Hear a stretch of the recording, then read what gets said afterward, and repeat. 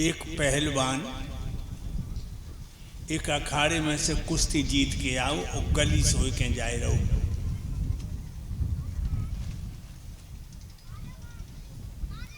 रानी अटा पे खड़ी बन नौजवान को देखो उसने तो हाथ को इशारा दो कि हे नौजवान मेरे पास आओ।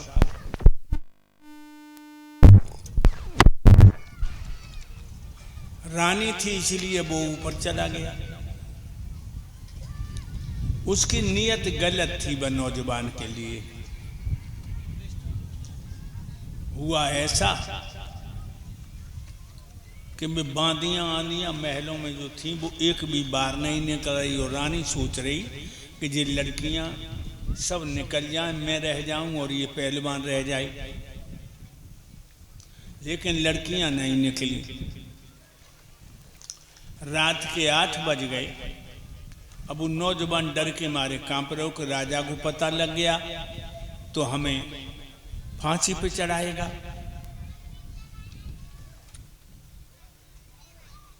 तब तक हुआ क्या, राजा आया रात के 9 बजे। रानी ने किवाड़ खोल दिए, राजा बैठ गया। अब घबराए तो रानियों रही कि अगर कहूँ उन्हें पता लग गया कि नौजवान है तो मैं भी मारी जाऊंगी। तो बाने का करो, वो नौजवान पहलवान था, वो लैट्रिन में बंद कर दो। लैट्रिन जानते हो, ये आजकल की लैट्रिन ठीक बनी है, पहले की ठीक नहीं। ऊपर से लैट्रिन करो, नीचे कमरा है, उसी कमरा में लैट्रिन गिरेगी, फिर सुबह आएगी मेहतरानी वो साफ करेगी। सुबाई में कमरा में कांपे पहलवान के, आज बिना मौत भाई ना बचे। तो राजा कहने लगा कि ऐसा करो, एक लोटा पानी लाओ, हम शौच जाएंगे, लैट्रिन जाएंगे। हाय दैया, वो पहलवान भीतर बंद और कपत है तो सो एकदम से बके होश बिगड़ी है कि राजा ऊपर लैट्रिन करेगा, मैं नीचे हूं।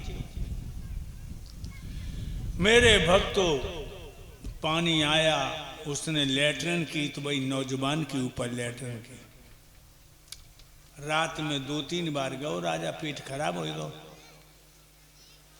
सुबह व मेहतरानी आई, सो बाने जो किवाड़ खोले, वो नीचे खिड़कियां लगी होते, सो जो बाने देखो पहलवान सुबह ने किवाड़ बंद करे। पहलवान बोलो, बहन मैया मेरी बात सुनो, मैं आपसे प्रार्थना कर रहा हूं, हमें कैसे निकाल दो।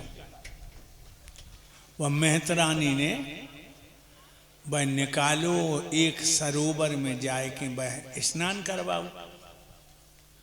लेकिन भक्तों, वो एक रात की गंदगी 10 दिन हो गए, बदन में बदबू नहीं जा रही। 10 दिन बाद भाई गली सोई के फिर निकलो, सो रानी ने फिर इशारा करो।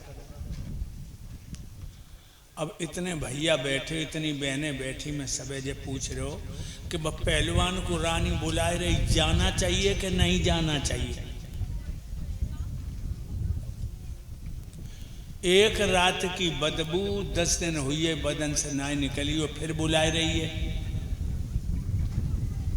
तो पहलवान को जाना चाहिए वहां? नहीं जाना चाहिए, नहीं जाना चाहिए। एक रात बंद रहा लैट्रिन वाली कुठरिया में, 10 दिन हो गए, बदबू नहीं गई। और हम तुम तो 9 महीना भाई कोठरिया में रहे हो, 9 महीना, कोई 9.5 महीना तक रहो। अब कोठरिया में जाना चाहिए या न जाना चाहिए? नहीं जाना चाहिए, नहीं जाना चाहिए। इसलिए तुम्हें परमात्मा ने कोठरिया से निकाल दो। अब ऐसो कर्म करो कि दोबारा कोठरी में न जाए, भजन करो। याद रखना, अंत मता सुगता, अंत समय पर जिस बुद्धि से तुम्हारी आत्मा शरीर छोड़े है, तुम्हें वो योनि मिलनी पड़ेगी। इसलिए ज्यादा आसक्ति मत दौड़ाओ।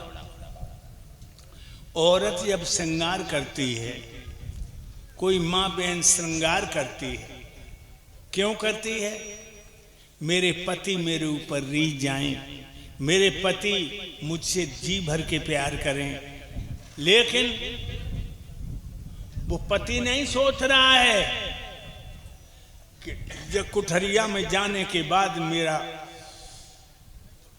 बंधन कटेगा नहीं। 9 महीना कुठरिया में हम तुम रह के आए हो,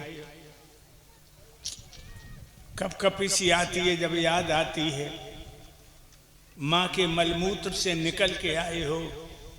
अब प्राणों के प्राण प्रभु को ध्यान करो और जय कहो, हे दाता अब की बार मुझे उद्धार कर दो। 84 लाख योनियां भोग भोग के जो मानव को शरीर मिलो है, तो ये मानव को शरीर अब ऐसा बनाए दे जो दोबारा उस गंदगी में न जाना पड़े और मुझे अपने में समा लो। मेरे भाइयों, इसलिए भगवान की कथा को सुनो। यही दीनानाथ से कहो कि मेरे प्राणों के प्राण, हे मेरे दाता, हे मेरे मालिक, मेरे सरदार, जो अधम शरीर को अब दोबारा मत उसको उठरी में भेजो और मेरे नाथ मुझे अपने में समा लो। ध्यान रखो लोगों। इसलिए सुबह शाम दीनानाथ को ध्यान करो। दुनिया वाले कहें, उन्हें कहते हमारे परिवार वाले खुद कहते हैं, हमारे परिवार वाले खुद कह रहे हैं कि जे काऊ तो मोह नहीं कर रहे, जे काऊ के नहीं।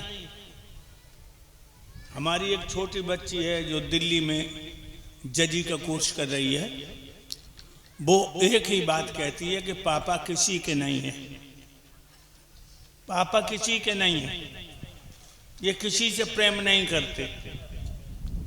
कोई कोई तो जो कह रहे हो काऊ तो ना करते, पैसा थे बहुत करते, लेकिन वो पैसा है कैसा? जब पैसा में तुम्हारे लिए कुछ नहीं, हमारे लिए कुछ नहीं। मेरे प्यारे भक्तों, इसलिए अपने प्राणों के प्राण प्रभु को ध्यान करो। मैं ये नहीं कह रहा कि पत्नी को प्यार न करो, बच्चों को प्यार न करो, सबको करो, लेकिन सच्चा प्यार परमपिता परमात्मा से करो। मेरे भक्तों, क्षीर सिंध में भगवान कमलेश जब शयन करते हैं तो सौपाद्य का उसमें सृष्टि का आदेश होता है। आदेश ब्रह्म का पाते ही माया अंतर्गुण फैलाए हैं। भगवान विष्णु की नाभि से कमल उत्पन्न हुआ, उससे ब्रह्मा जी प्रकटाए हैं और ब्रह्मा जी ने अंगिरा, पुलह, नारद, भृगु, मनु इत्यादि 10 पुत्रों को जन्म दिया। स्वामी मनु के 2 पुत्र हुए हैं, प्रियव्रत और उत्तानपाद। प्रियव्रत ज्येष्ठ पुत्र हैं, उत्तानपाद छोटे हैं, इसलिए अयोध्या के राजा प्रियव्रत हैं। प्रियव्रत, प्रिय माने प्यारा और व्रत माने संकल्प। वैसे जी हमारी बहनें बैठी हैं, ये बहुत व्रत रहती हैं, बहुत। आज सोमवार है, रोटी नहीं खाऊंगी, भोले बाबा के मंदिर में जाऊंगी, परिक्रमा लगाऊंगी, गंगा जल चढ़ाऊंगी और सास पानी मांगेगी तो अंगूठा दिखाऊंगी। सास पानी मांगेगी तो अंगूठा दिखाऊंगा। आज शुक्रवार है, संतोषी का व्रत है, मंदिर में जाऊंगी, मैया को मनाऊंगी, पति से झूठ बोलूंगी और पड़ोसन की बुराई करूंगी। बताओ बहनाओ, अब तुम पढ़ी लिखी हो दीदी, पढ़ी लिखी हो बिटियां हो, तुम बिना पढ़ी लिखी नहीं हो। पहले व्रत को अर्थ समझो। व्रत माने संकल्प। मैं व्रत करती हूं, अपने पति से कभी झूठ नहीं बोलूंगी। मैं व्रत कर रही हूं, अपने पति को छोड़ करके दूसरे के पति को भैया के समान, बेटा के समान और नाती, इस नजर से देखूंगी। दूसरे के पति को भैया, बेटा, पिता के समान। तो बहनाओ तुम कथा सुनना आई हो, प्रिय व्रत बनो। कभी पराये पुरुष पे अपने मन को मत डोलाना, प्रभु के चरणों में समर्पित रहना हमेशा। और आप लोग भी बैठे हो पांडाल में, तुम प्रिय व्रत बनो। व्रत करो आज से दारू नहीं पीऊंगा, व्रत करो खेतों की मेढ़े नहीं काटूंगा, व्रत करो गरीब पे ब्याज लेकर के उसके बच्चे नहीं भटकाऊंगा, व्रत करो कि प्राणों के प्राण परमात्मा के आदेश का पालन करूंगा और अपनी औरत को छोड़ करके दूसरे की औरत को मैया के समान, बिटिया के समान और बहन के समान देखूंगा। प्रियव्रत बनो। राजा प्रियव्रत बड़े धर्मात्मा राजा थे।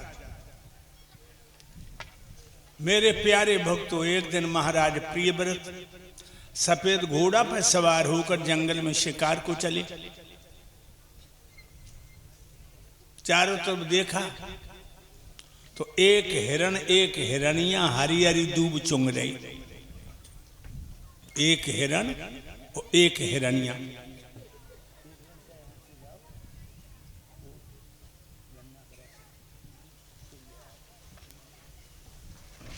मेरे भाइयों, तो मैंने कहा आपसे, राजा ने तरकस से बाण निकाला और निशाना लगा के बाण छोड़ा। ये बाण हिरण हिरनिया के बदन में धस गए, दोनों नथ गए। हाय हाय, हिरनिया ने अपने पिया हिरण की आंखों में तरसीली आंखों से देखा और हिरण ने अपनी प्यारी हिरनिया की आंखों में देखा और दोनों छटपटाए के मरन लगे। तो देव ऋषि नारद पहुंच गए।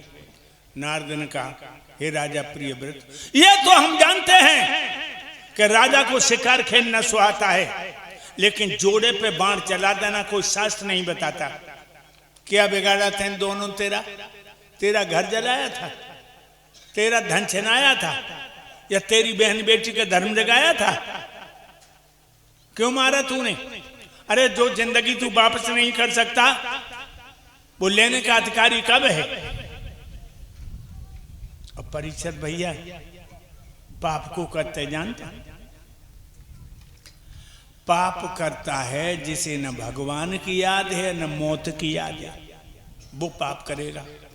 और जिसे ये याद है कि हजारों आंखों वाला मेरे पाप को देख रहा है, जिसे ये मालूम है कि मौत का जूता मेरी चांद पे लटक रहा है, वो पाप नहीं करेगा लोगों। और एक बात और भी बता दूं, कितने लोग बैठे हैं यहां, जब पांडाल में हजारों का मेला जुड़ा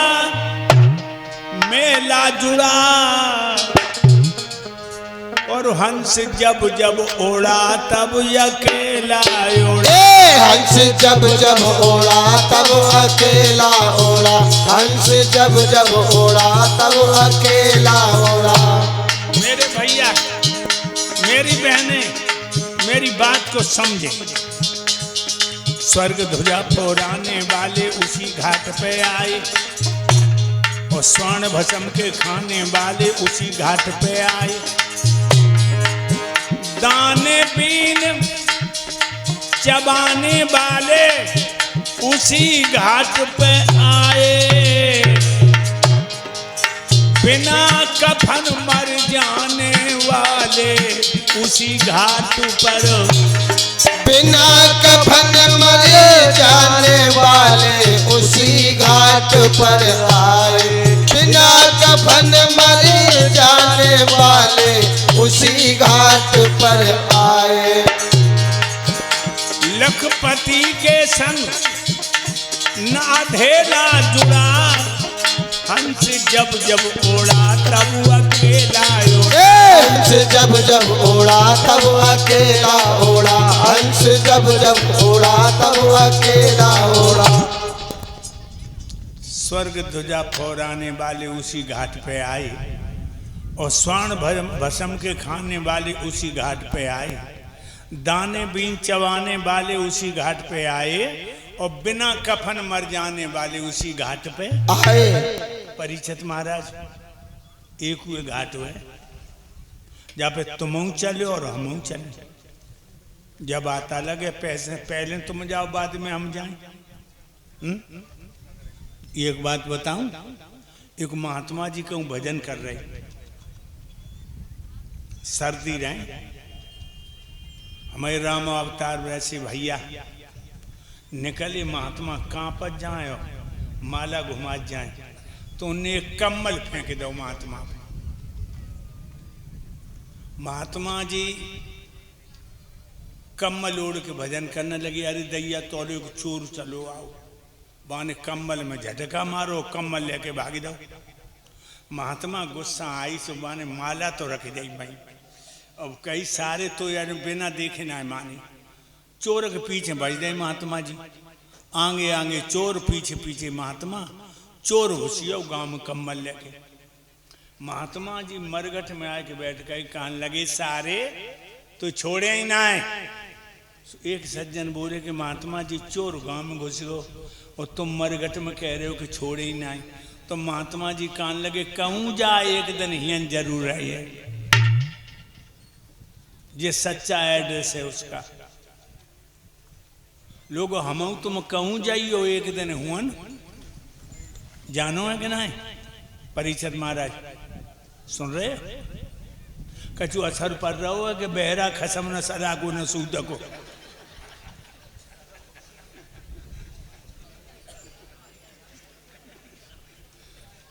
मेरे भक्तों, राजा प्रियव्रत को उसी समय वैराग्य हो जाता है, अपने घर आता है और माथो चूम लो अपनी प्राण प्यारी को और चले गए। अरे रानी को छोड़ गए, रानी को छोड़ गए मेरे महाराज रात आधी पे। रानी को छोड़ गए मेरे महाराज रात आधी में। रानी को छोड़ गए मेरे महाराज रात आधी में। महाराज रात आधी पे गुरुदेव मेरे प्रभु वे रात आधी पे प्यारी को छोड़ गए। अब जे भूप रात आधी पे प्यारी को छोड़ गए भैया भूप रात